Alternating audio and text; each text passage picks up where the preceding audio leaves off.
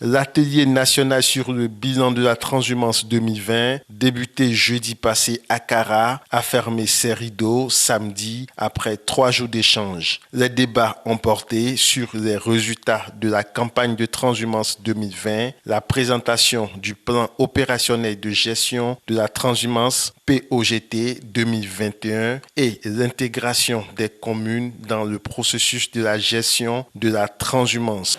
Au cours de cet atelier, les différents comités, vous savez, il y a un comité national de transhumance, il y a les comités préfectoraux.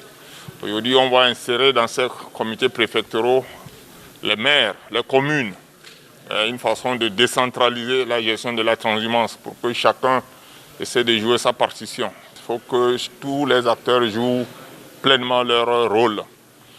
C'est ça qui va nous amener à éviter des incidents, c'est ça qui va nous amener à limiter des incidents. Et s'il y a un incident, que la résolution se fasse dans un bref délai.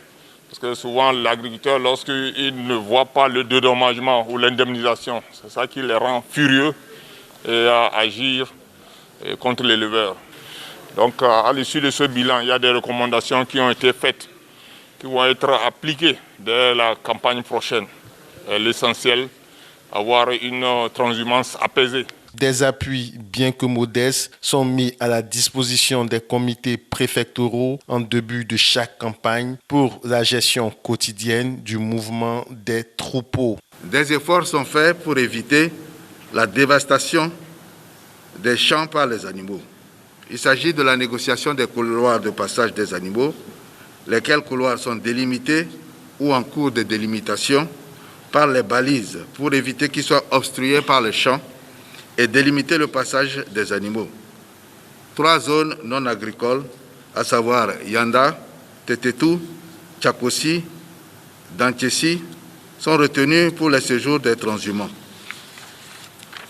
15 forages et 3 retenues d'eau sont réalisés dans les zones pour faciliter l'abreuvage des animaux. Certains marchés à bétail sont en cours de construction. Cinquancé, Kondjoaré, Agbassa et bientôt Agné et Tchévier, pour faciliter les échanges permettant d'améliorer les revenus des acteurs, commerçants, bouchers, distributeurs de viande, etc., et assurer le besoin de la population en viande et abats dans le cadre de la lutte contre l'insécurité alimentaire et la malnutrition. Une délégation venue du Ghana a pris part à ces 3 jours d'atelier pour s'inspirer de l'expérience togolaise.